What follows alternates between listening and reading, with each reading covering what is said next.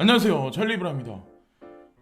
첫 번째로 이제 제가 말씀드릴 거는 지금 현재 이제 시장 상황에 관해서 이제 말씀드리려고 하거든요. 그래서 웨일 알럿이라는 그런 사이트가 있어요. 트위터에 보면. 근데 거기 보면 비트코인의 이동이나 아니면은 그 스테이블 코인의 발행이 만약에 많이 되면 거기서 알람을 띄워주거든요. 근데 지금서부터 이제 새벽에 얼마 전에 그 2천만 개의 그 USDC가 발행됐다 그런 얘기가 있어요. 그래서 그게 지금 비트코인 쪽으로 들어간 게 아닐까라는 생각을 저 이제 한쪽으로 하고 있고, 비트코인이 슬금슬금 지금 올라가서 나쁘지 않게 지금 사실은 거대 펌핑이 일어난 건 아니지만 그렇게 되고, 라지캡 마켓에 있는 코인들 있잖아요. 뭐 XRP나 뭐 캐시라든가 뭐 여러 가지 그런 코인들이 움직임은 사실 지금 현재 없어요. 그러나 비트코인이 이런 장세가 어느 정도 이제 횡보를 한다거나 약간의 우상향이 지금같이 만약에 오후 들어서 내일까지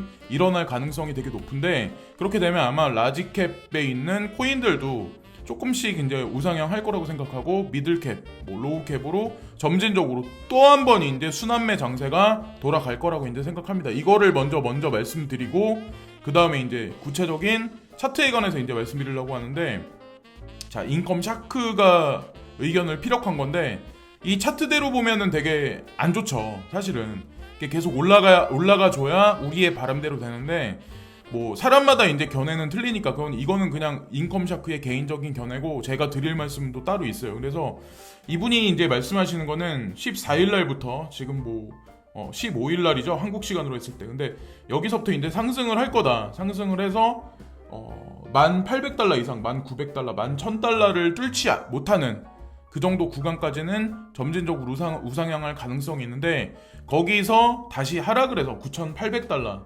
그래서 그 갭빌드를 반드시 찍고 나서 다시 한번 11,000달러를 돌파하는 그런 방향성이 나올 거라고 이 사람은 생각을 해요. 그래서 저는 이제 어떤 생각을 하냐면, 별 얘기가 다 있잖아요. 지금 현재 이제 시장 상황을 보면서. 근데 저는 웬만하면 그냥 비트코인은 홀딩하는 관점이 낫다라고 판단하거든요. 예. 그게 아마 속 편하실 거예요. 보세요. 떨어져 봐야 9,800달러. 그래서 여기서 올라간다고 하더라도 여기서 설상 조정이, 이분이 말씀하시는 것 같이 여기까지 갈지, 아니면 9,500달러에서 멈출지, 그러니까 1,500달러에서 멈출지, 그걸 아는 사람은 아무도 없어요. 그냥 이거는 개인적인 얘기일 뿐이에요. 이분 얘기. 근데 어쨌건 제가 윌리유의 의견도 보고 여러 가지 사람의 의견을 봤을 때 지금 폭락 장세가 엄청나게 깊이 있지 않을 가능성이 높다라는 어떤 그 전문가들이 말하는 사람들이 되게 많거든요. 저도 그래서 그런 관점으로 지금 접근을 하고 있고, 오늘 아침 같은 경우는 골드하고 실버 가격이 보시면 상승을 지난 며칠보다는 좀 많이 했어요. 자, 비트코인이 오르듯이 주식시장도 지금 올라가고 있어요. 1.41%, 1.81%, 1.25%.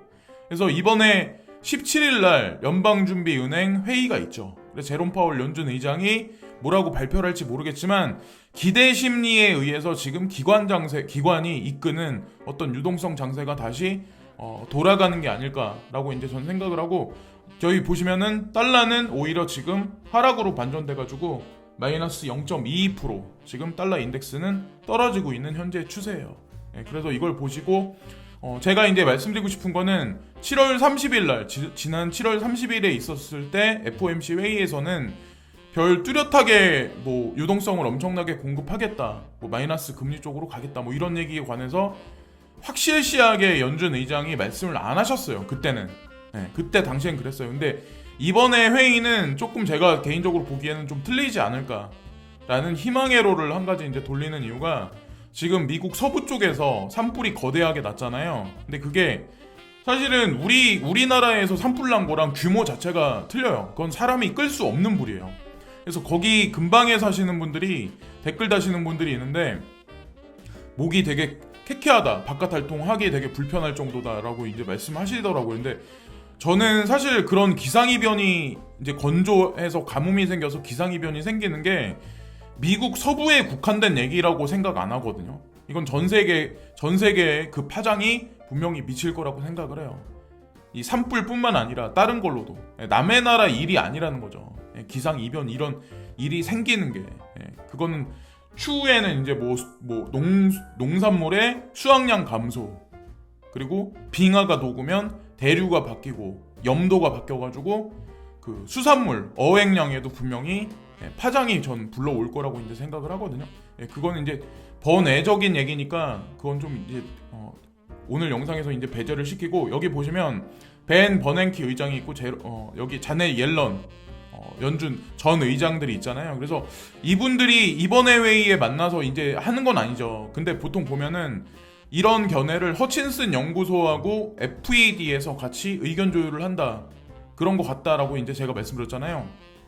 그래서 어쨌건 그런 관점에서 보면은 뭐 어떻게 보면 그림자 금융 세력들의 일원일 수도 있는 사람들이 가상자산 시장하고도 사실 연관돼 있다고 제가 말씀드렸던 이유가, 지난 일주일간 영상에서 오늘도 반복해서 말씀드리지만 허친슨 연구소, 프랭클린 연구소 이런 거하고 연관이 돼 있기 때문에 오늘도 이제 다시 한번 이제 말씀을 드릴게요. 그래서 9월 17일 날 어떻게 발표가 되는지 한번 지켜볼 필요가 있는데, 어쨌건 시장에서 지금 나오는 반응은 나쁘지 않다라고 이제 보시면 되고, OMG 네트워크, 일명 오미세고죠.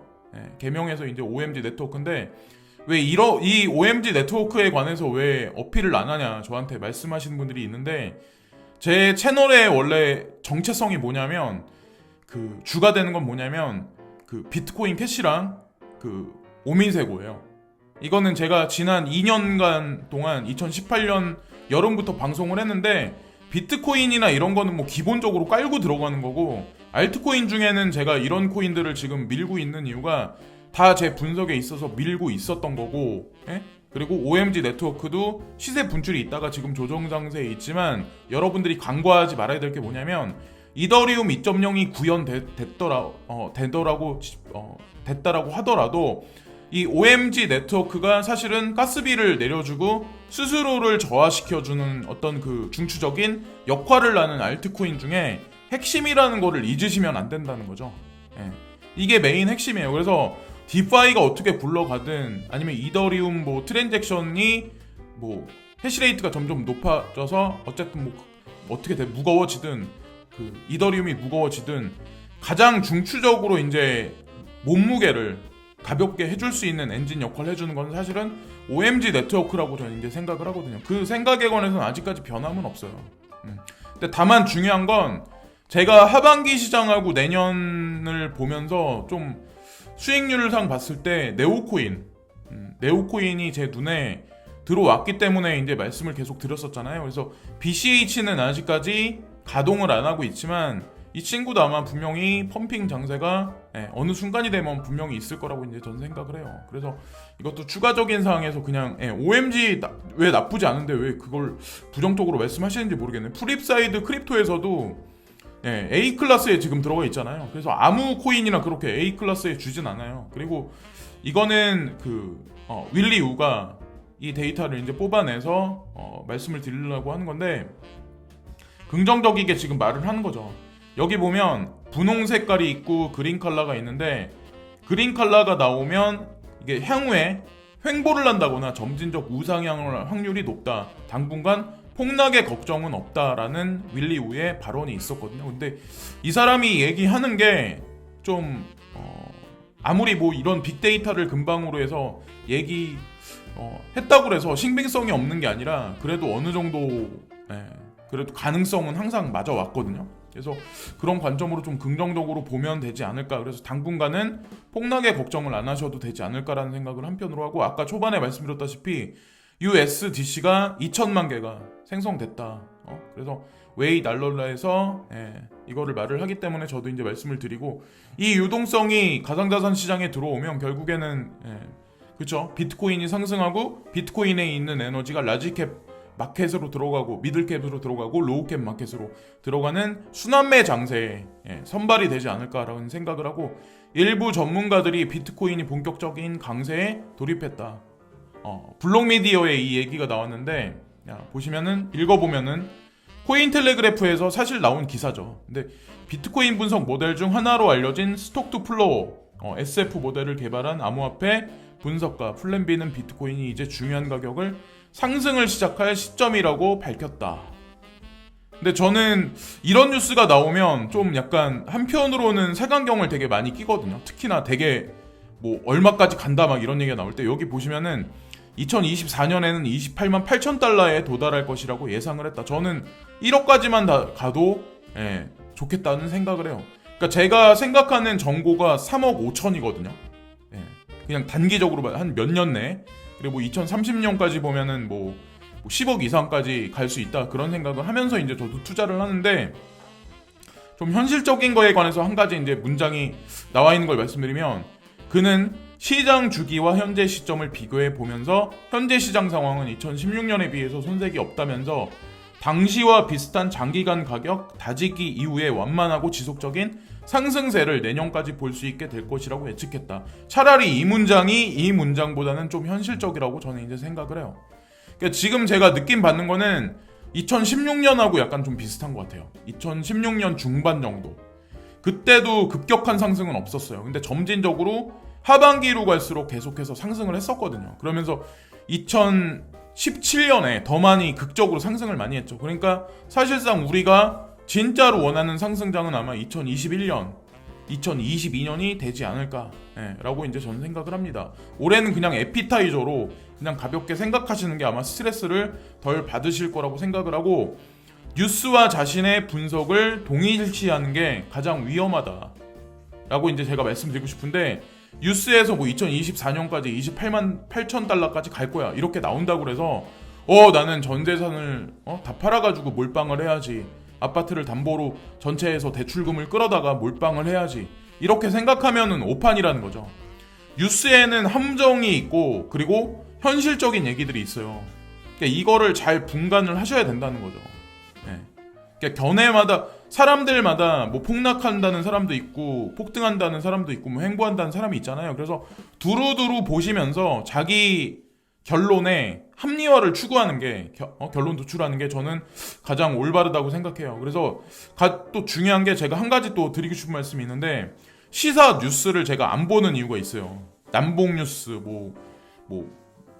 그리고 미국과 중국과의 관계 뭐 여러 가지 것들 있잖아요. 제가 그런 걸 안 보는 이유가 시사 뉴스에 함정이 되게 많아요. 그러니까 눈과 귀를 더 트이게 하는 게 아니라 오히려 더 멀게 할 수도 있어요. 사실은.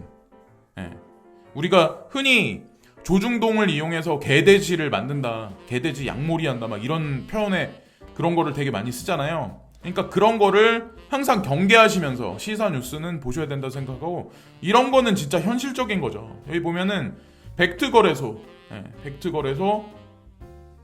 하고 이리스X 그 대표들이 만나가지고 뭐 회담을 할 거다 이런 얘기들이 있잖아요. 여기 보면은 뭐 가상자산에 관한 뭐 규제에 관해서 뭐 컨퍼런스를 개최할 거다 이런 얘기들이 있잖아요. 그래서 제가 생각하는 건 그렇거든요. 판테라 캐피탈 주최해서 이런 거물급들이 만나서 뭔가 대담을 나눈다. 거기다가 지금 죽어있는 벡트 그리고 이릭스X가 조용히 지금 나와서 대담을 나눈다.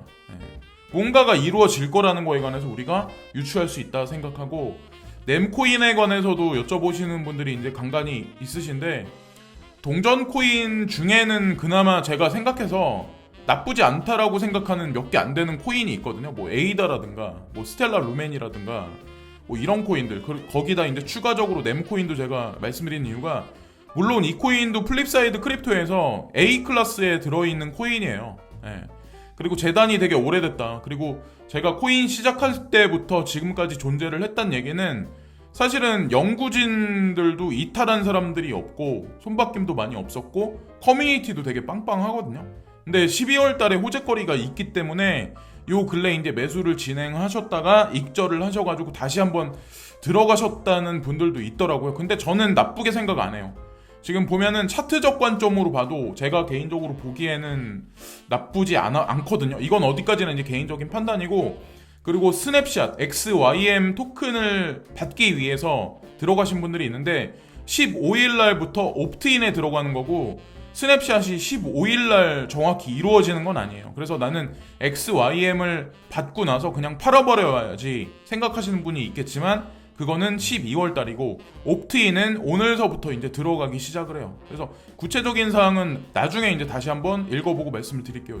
그러니까 내용이 되게 많다 보니까 매매 관해서만은 말씀드리기가 좀 애매하잖아요. 그래서 이건 그냥 건너뛰어서 말씀드리고, 여기 보시면은 베리 실버트가 변호사들한테 그러니까 DCG에 와서 취업해라. 그래서 예전에는 재무 담당, 그러니까 뭐 회계사들 구인을 했었는데 지금은 법률 담당자를 다시 한번 구인을 계속하는 것 같아요. 그래서 얼마 전에 구인을 했던 걸로 알고 있는데 아직까지 구인하는 거 보니까 마음에 안 들었나 봐요. 그래서 5년에서 7년짜리 변호사를 구한다. 여기 보면 M&A에 관해서 뭐 전문 어떤 그런 거를 구하는 것 같은데, 보니까 예전에 이제 루노먼이라고 그래가지고 이 거래 플랫폼이 있는데 얼마 전에 이제 발표를 했잖아요. 베리 실버트가 직접 발표를 했잖아요. 근데 루노머니에도 예전에 이제 오래전에 시드머니를 집어넣었대요. 그리고 나서 인수합병에 관해서 발표를 했잖아요. 그래서 같은 사례를 앞으로도 아마 제가 개인적으로 보기에는 발표하지 않을까라는 생각을 하거든요.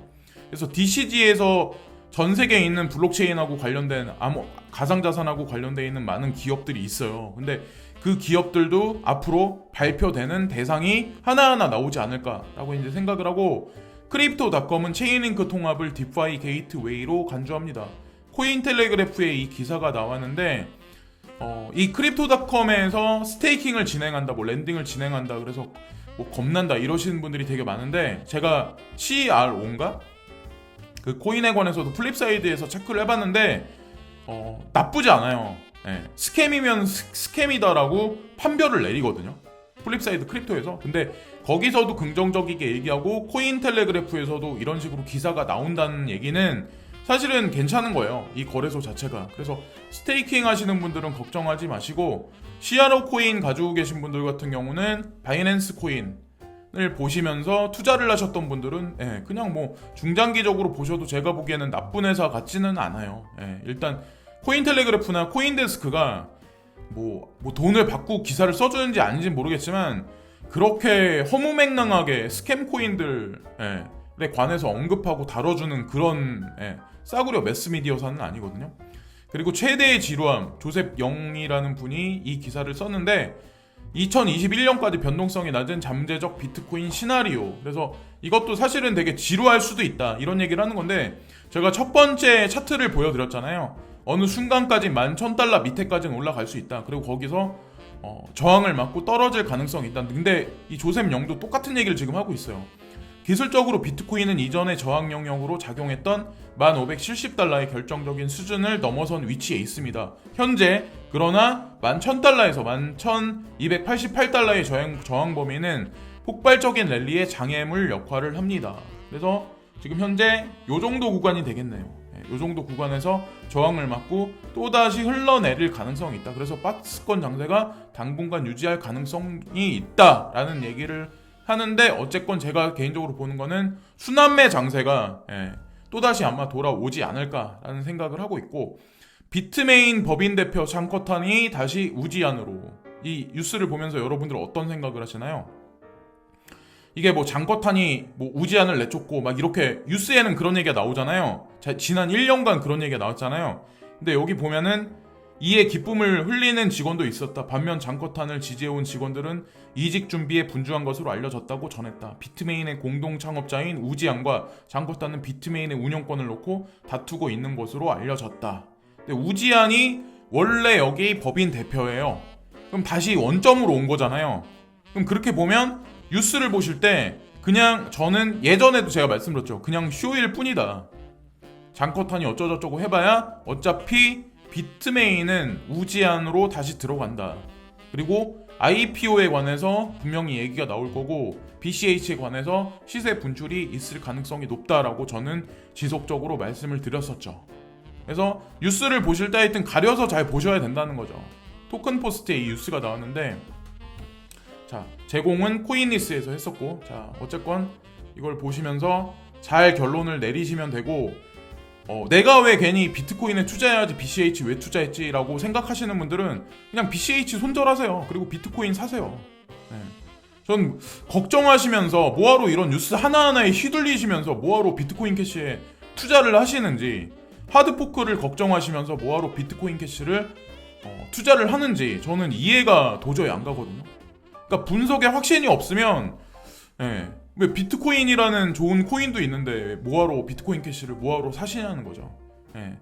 그러니까 항상 마음의 안정을 취할 수 있는, 내 분석에 확신을 가지실 수 있는 코인에 투자를 하는 게 저는 올바른 정답이라고 생각을 하고, 프랑스 중앙은행 총재가 디지털 유로 발행에 민관 협력 필수다, 이런 거에 관해서 언급을 하셨는데, 제가 예전에도 말씀드렸다시피 CBDC가 두 가지 측면이다. 근데 민간에서 왔다 갔다, 그러니까 유동성이 왔다 갔다 하는 CBDC는 결국에는 SNS가 중간에 낄 수밖에 없다라고 이제 중간에 말씀을 드렸었죠. 예전에도 이제 한국 같은 경우 카카오, 중국 같은 경우는 위챗페이, 알리페이, 라든가 뭐 하여튼 위챗이라든가 뭐 그런 게 분명히 낄 수밖에 없다. 근데 여기도 프랑스도 똑같은 얘기를 지금 하고 있죠. 그는 민간 기업과의 협력이 CBDC를 발행하는 가장 좋은 방식이 될 것이라며, 정부가 민간 기업과 경쟁하기보다는 협력을 통해 적절한 시너지 효과를 낼 때 더 나은 CBDC를 유통시킬 수 있다고 말했다. 결국엔 이렇게 갈 수밖에 없는 거예요.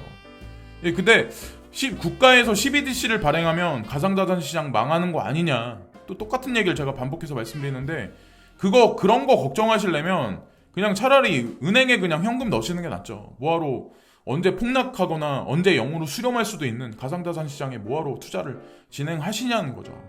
그래서 자기 나름의 어떤 분석과 철학과 확신이 있으신 분들만 가상자산에 투자를 하세요. 뭐 나중에 10배를 버시든 100배를 버시든 그거는 각자의 소견이고, 마지막 뭐 결론은 각자가 내리셔야 된다고 생각하고, 자, 이제 마지막에 이제 추가적으로 제가 이제 뭐 생각한 거를 정리해서 이제 말씀드리려고 하는데, 유럽 은행에서 이제 유로 은행에서 이제 그런 얘기를 했잖아요. 지금 보면 프랑스 은행에서 그런 얘기를 했잖아요. 자, 보세요. 유럽하고 직접 관련이 있어. 유로 화폐하고 직접 관련이 있어. 아마 여러분들 유럽 여행 다니시거나 유럽에서 일해보신 분들 아마 아시겠지만, 현금으로 받으신 분들은 이게 500유로짜리가 가장 큰 돈이거든요. 지금 환율로 계산했을 때 1,400원이에요. 중간값이. 그러면 이게 한 장에 70만 원이에요. 그래서 유럽에서 한국으로 왔다 갔다 하셨던 분들은 아마 이 500유로짜리를 지갑에다 많이 넣고 나가셨던 분들도 많이 계실 거고, 다시 들어오신 분들도 아마 많이 계실 거예요. 외환거래법을 사실은 그러니까 공식적으로 위반하는 사람들이 되게 많은 게 사실은 500유로짜리가 갖다 많이 하거든요. 공항에서 남의 지갑을 뒤져가지고 500유로짜리가 뭐 몇십 장 있다고 해서 그거 갖다 뭐라 하진 않거든요. 근데 이거 하나에 수표도 아닌데 70만 원이잖아요. 근데 유럽에서 이 지폐를 이제 발행하는 거를 멈춘 지가 되게 오래됐어요. 그게 왜 그럴까요? 유럽도 마찬가지고, 근데 한국도 마찬가지로 10만원권짜리 얘기가 나왔었는데 그게 물밑으로 싹 들어갔고 5만원짜리 건이 이게 범상용화돼서 되게 많이 쓰였었는데, 얼마 전에 제가 은행에 가니까 은행에서 5만원짜리 건을 요즘에 한국은행에서 더 이상 찍어내지 않는다라는 얘기를 전국 은행에다가 지령을 발표를 했대요. 그래서 5만원짜리가 많이 남아 돈다. 그래서 더 이상 5만원짜리 건을 한국은행에서 찍어내지 않겠다라고 얘기를 했대요. 은행 직원분은 저한테 그런 얘기를 하는데, 제가 그래서 그분한테 혹시 캐시리스 소사이어티, 현금 없는 사회를 구현하기 위해서 한국은행에서 그러니까 장기적인 로드맵을 보고 그렇게 견해를 한 게 아니냐라고 제가 말씀드리니까, 아니다, 5만원짜리가 너무 지하 경제에 머무른 게 너무 많아서 그런 식으로 말을 한 것 같다. 그분은 또 그렇게 말씀하시더라고요. 근데 모르겠어요. 500유로짜리가 유럽에서 사라진다. 그리고 5만원짜리가 점진적으로 한국이란 나라에서도 이 지폐권이 한국은행에서 점진적으로 발행량을 줄인다. 자, 이걸 뜻하는 게 뭘까요? 이 뜻하는 거는 그냥 딱 한 가지밖에 없어요. 결국에는 이제 더 이상 이 현금에 관해서 더 이상 사회에서 이제 별로 받아들이지 않게 하려고 정부에서 정부 주도로 제도적으로 이제 움직인다고 저는 이제 생각을 하거든요. 그러니까 그들이 말했던, 지난 한 10년 전서부터 말했던 캐시리스 소사이어티 구현에 관해서 이제 발톱을 드러내기 시작을 하는 거죠. 지금 보면은 바이낸스 카드도 그렇고 크립토닷컴 카드도 그렇고 우리 가상자산하고 연결돼가지고 우리가 결제를 할 수 있어요. 이 크레딧 카드로 이용해서. 자, 보세요. 이 카드가 중간에 카드라는 매개체가 있지만 나중 되면 이 카드라는 매개체가 사라질 수밖에 없어요. 결국에는 이게 모바일로 들어가고, 모바일에서 더 진보하면 애플 워치를 많이 사용 안 하신 분도 있겠지만 애플 워치로 지금 결제가 될 수 있어요. 애플 워치를 넘어서 결국에는 어느 쪽으로 가냐? QR 코드를 개인들이 직접 받을 수 있는 단계까지, 받을 수밖에 없는 단계로 정부가 몰아갈 거라고 저는 생각을 하거든요.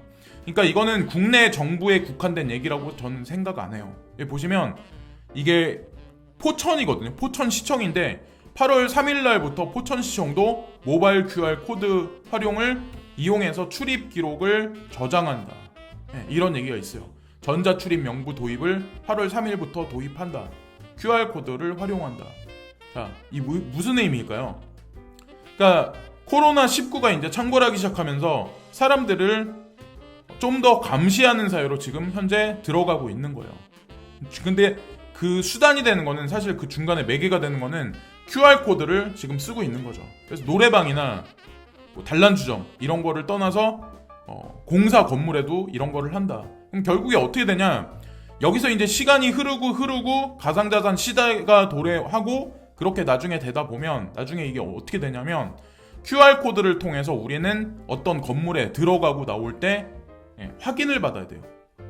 그러니까 자동으로 되겠죠. 그게 확인을 받고, 또 하나 QR 코드를 통해서 우리는 결제를 할 수 있어요. 그래서 QR 코드가 없는 사람들, QR 코드를 못 받은 사람들, 거부한 사람들은 사회생활을 못하게 될 수 있을 거라고 저는 이제 생각을 합니다.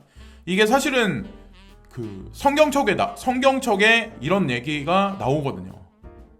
그래서 이게 뭐 음모론일 수도 있는데, 가만히 여러분들이 이제 세상 돌아가는 거를 가만히 보시면, 이거는 그냥 직관적으로 보여주기 위해서 제가 찾아가지고 그냥 말씀드리는 건데, 이거 말고 또 다른 방법이 있긴 하겠죠. 뭐 RFID 칩인가?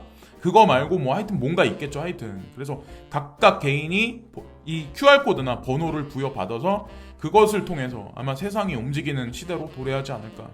가상자산 시장은 여러분들이 이제 되게 폭락할까봐 걱정하시는 분들이 되게 많은데, 글쎄 저는 모르겠어요. 저 예전에도 이제 계속 말씀드리지만 먹거리 문제가 더 시급하고 범죄에 관해서 노출되는 게 더 시급하지, 가상자산 시장은 결국에는 엄청나게 올라갈 거라고 생각을 해요.